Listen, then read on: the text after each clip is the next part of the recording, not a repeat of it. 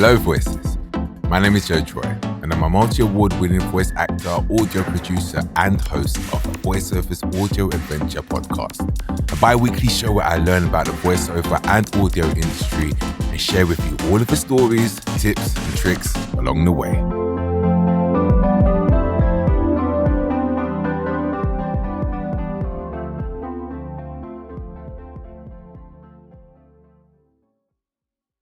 And welcome back for another adventure. Now, the reason I started this podcast was not only to help us all with tips and tricks in ways to take our VO careers to the next level, but I also wanted to show people that it's not all about the VO or talent behind the mic or in front of the camera. There are so many roles in this industry we call home, and I want to continue celebrating those who make the audio industry thrive. I've touched upon the gaming industry more than once over the years on this pod, but today I wanted to speak with someone who facilitates the recording sessions, the cogs in the machine that make sure everything that needs to be done gets done, and so much more. Today's episode, I get the pleasure of speaking with Sasha James, lead dialogue producer at Molinare. We got to talk about how dialogue gets produced, casting, tips on how to get into gaming producing, and much more. Welcome to the pod once again. For some people that are listening, the reason I'm saying once again is because I actually did get Sasha on. How long ago was it? It was over a year. Yeah. And me, like an idiot, had a great conversation with you, and then I just lost it, and I just feel like an idiot wasting your time again. But it's not a waste of time. You've done a lot since then. Yeah. And yeah, exactly. And I've done a lot. So I think this would be a great time to talk about what you do. And yeah, just dive straight into it. So would you like to introduce yourself and let them know what you do? Yeah, so I'm Sasha, and I'm a producer across VO, dialogue, and performance capture for a company called Molinare. I mostly work across video game dialogue. So that's me. That's my role. Been doing it for a good few years now. So what is a dialogue producer? What's a dialogue producer? Well, my job contains everything from speaking to developers about how they want to hear voices in their game, how they want to hear their characters, and it's about getting the devs' vision. They'll come to us with character briefs and they'll tell us the story. We'll have to find the right person for it. We have to make it believable, and you have to make it sound like something the player wants to hear and what I want to hear when I'm playing a game. It's just getting that vision and making a collaboration and turning it into the final product. Why is your job important for getting the game to where it needs to get to? Where do you come in, and how do you glue everything together? So that's a bit of a how long's a piece of string question. So every developer works differently. For some devs will come in right at the end. Because they'll have done a lot of work internally, and they'll have a really clear vision and they know exactly what they want. Whereas other devs will go in right at the start in pre-production before anything's really happened, just to sort of check out what they want. It's hard to explain how the process works because it's completely different per developer. I've never had two devs work the same way. So yeah. Do you work with the writers at all, or would you do? So would you say you work most closely with the writers, or? We work most closely with the audio teams. Writers usually we only really work with them when it gets to the recording side of things. Because it's their scripts that we're recording. When it comes to casting and finding characters and finding voices, a lot of that will be done with the producers and the character team on the dev side. Sometimes the writers are involved. It depends how big the team is, and a lot of the time though, writers are usually heads down and we won't see them until we're ready to record because they've got their own job to do. What made you become a dialogue producer? Was it something you always wanted to do? No, it wasn't. I literally got this job just through chance. I really lucked out, Yeah. and I had a couple of friends that worked in the games industry. And I used to work for Waterstones, which is a big book retailer. And I've got a small daughter, and I decided I don't want to work in a shop Mm. when she goes to school. I don't want to work Yeah. weekends. I want a bit more structure. And I got very, very lucky. And one of my friends said, "Oh, there's a production assistant role going at a small studio." And it was a studio that dealt with dialogue for indie games.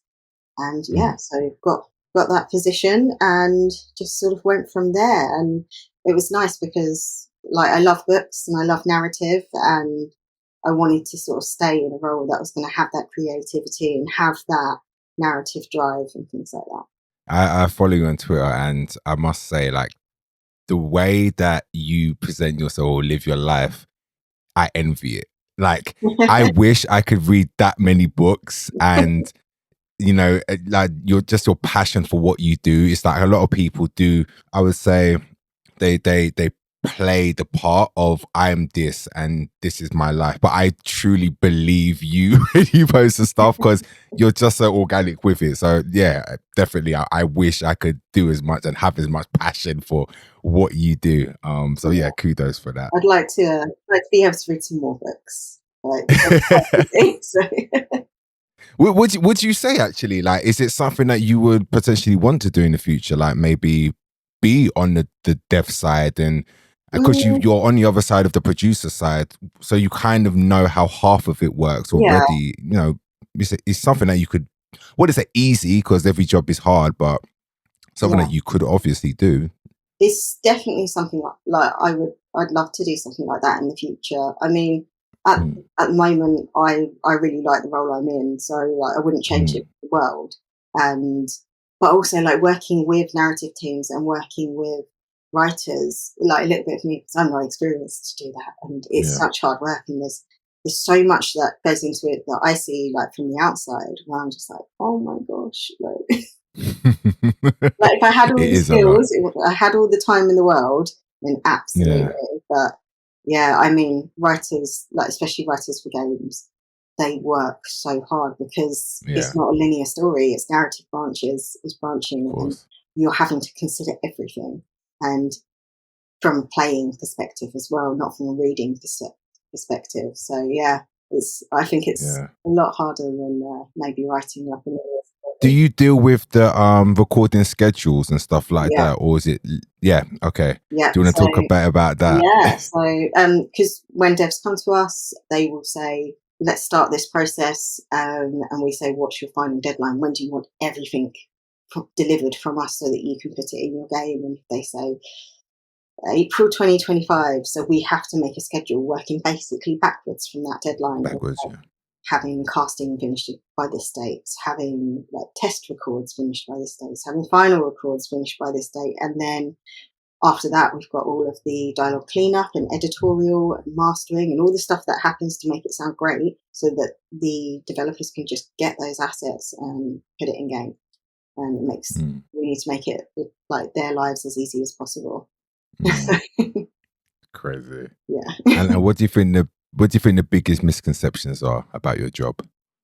But um, when you tell people what you do, what do you think like the first thing that comes to their mind, which is always completely wrong? the biggest misconception would be that that anyone could just walk into a booth and start recording. Oh Um, yeah. and it's just, there's so much training that goes involved. There's so much Mm, consideration that we have to think about, like how long can of we course. record an actor? How many efforts can they do? How long will it take? And it's not just getting a script and recording it. Mm, I think mm. that's the biggest misconception. Talking about the actor side of it, quickly. Obviously, you cast a lot. You work with dialogue. You work with actors often. What are the different ways that you go about casting for roles? And is it always down to you and your team, or do you sometimes get shortlists? Like, how does it work? Casting is a collaboration from developers with us, and it all depends on what they want. Some people have a really clear vision of exactly what they want to hear, and we'll know from a self tape like that person's right, and we'll put them forward. And We'll say like this, we think this is the voice you want, and we think they're great and they've got great experience. Other times, if it's more of a full performance role where they're going to be having them doing performance capture and working ensemble as well, we need to know they have the right chemistry with the not only other cast members but with the developers and with like the directors, because some games will take so long and we know that this person's going to be playing this character for the next 10 months. So we'll have live auditions as well and cast that way. So, and also when we have live auditions, it means we get to speak to the actor, we get to sort of let them show off, because the self-tape is self-directed and you have to take that into consideration, that that person doesn't have the full picture and they're doing their best with the audition script that they've got in front of them. But yeah, sometimes live auditions are more suitable when you do have like something really particular that you're looking for, something that you need to see. And I would assume that the AAA games will be more meticulous in terms of getting the casting. Yeah. Well, clearly because of the budgets and stuff like that. Yeah. Yeah, and it's also about what time they have. Like a lot of AAA developers will start casting their games quite early on in production. Smaller games will have like all of their level design done and everything, and have all their character designs. So yeah, it's less like it will come further down the line, and they're the ones where it's usually like we can cast from self-tape because we already know so much about that character. So when you started, you know, you said you transitioned from, you know, you were working in a bookstore and you gave this a try. What skills do you think that you didn't have then that you had to get very quickly to be able to do your job? It was almost like learning how to speak another language. The way that devs talk, you have to translate that so that actors and other people from production can understand that. So it was more of a technical like learning curve that I had to take. So learning about different types of microphones that we use, learning about different production pipelines, because they are so different going from working on indie games to AAA. Like, it's wildly different. And what would you say is the most enjoyable part of your role? Oh, that is a really big smile on your face, like, I love my job. Yeah, I don't know. I think it's when the game finally comes out, it takes so long, and we work on some productions for a good couple of years or longer. And when you see it all come together and you see that cutscene, and you're like, oh, I remember this being recorded, or I remember that actor coming in for that. And it's when you see it all come together with like the music and the character and the art and the lighting, and it's just like, it just blows your mind. Do you always play the games? No. Like from start to no, okay. I'm about to say you know, because you've probably been working on it for so long, you know everything that's gonna happen. Actually, that's a good question. Do you know what's gonna happen? Because a lot of them are top secret, and a lot of them are shot or how should I say, scripted in a way that they're gonna give you certain parts at different times, so you don't know. Is that true? Yeah, so I think it's almost like how films are shot. Like you won't necessarily start at the beginning. And like there will be bits of a game that we'll record and we'll do it like 3 years ago. So I'll completely forget, and then I will go and play it, and I was like, oh, so that's what that meant. Because like, you know, if I take a week of holiday and I don't see the scripts come in and they just go straight out and it goes to record, like, oh, there'll be whole chunks that you miss because of like different productions landing at different times.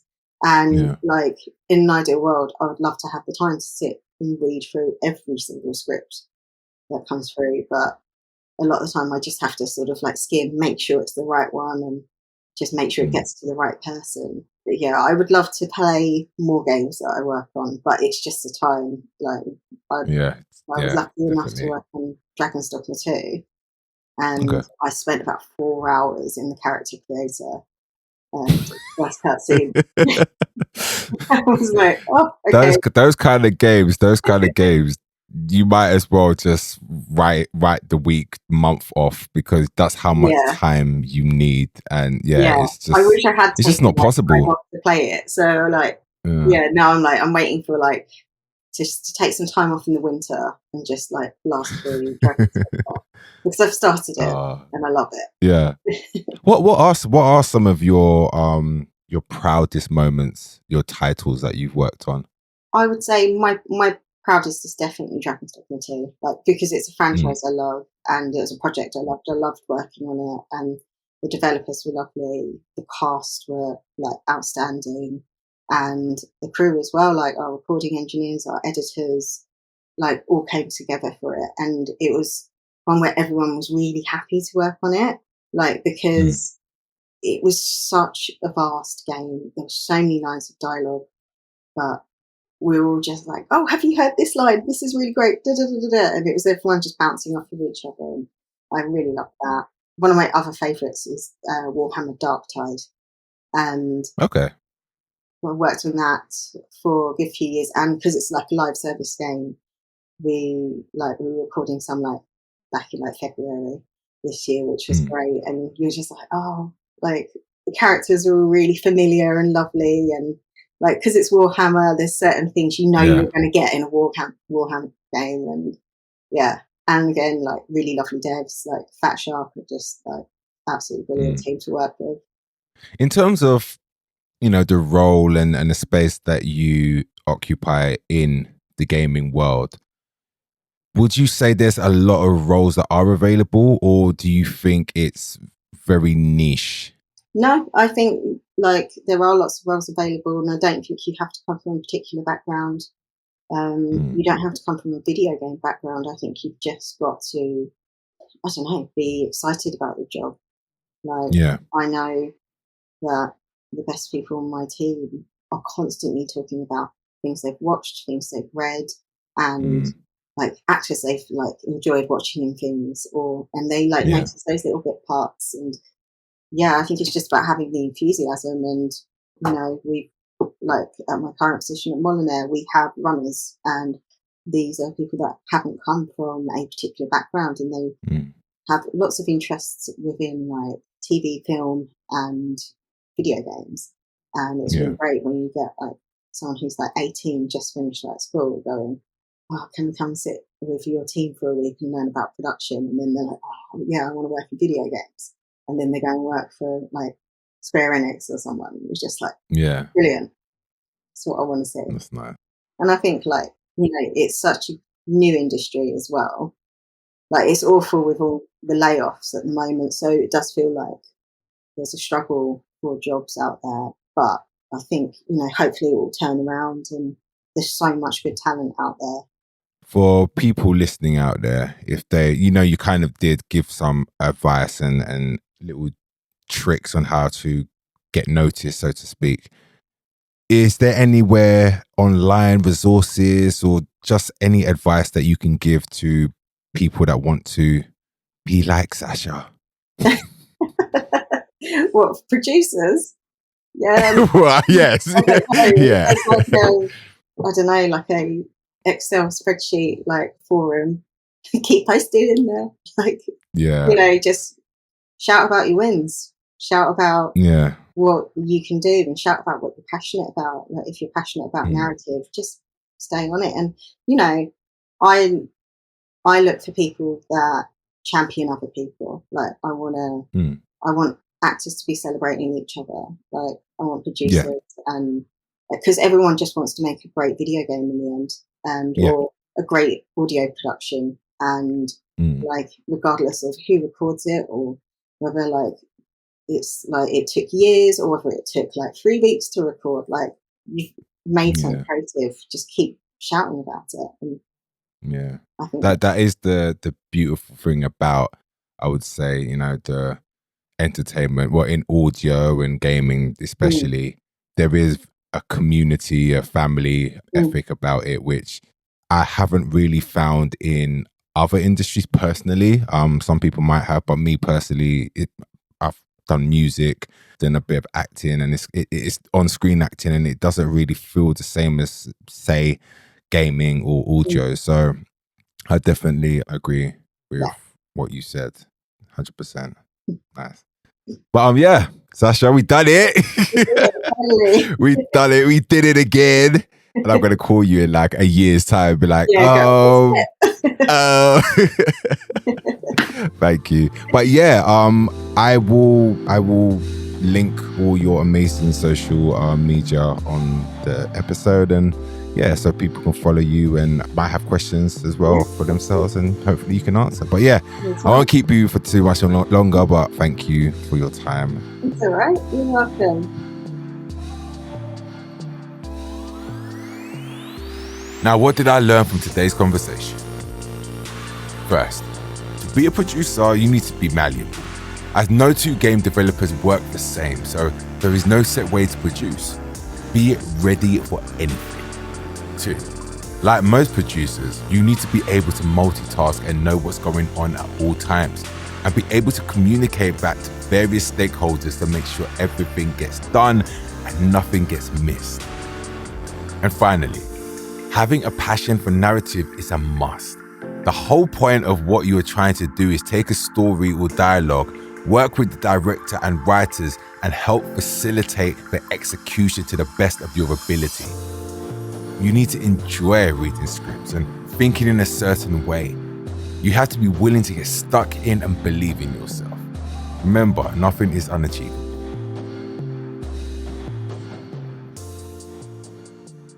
Thank you, Sasha, for joining me and sharing your experience with us all. You can find her details and socials down below, and if you have any questions that we didn't get to cover, you know where to go. Thank you everyone for listening, and be sure as always to like and share the episode with a friend. Until next time, bye.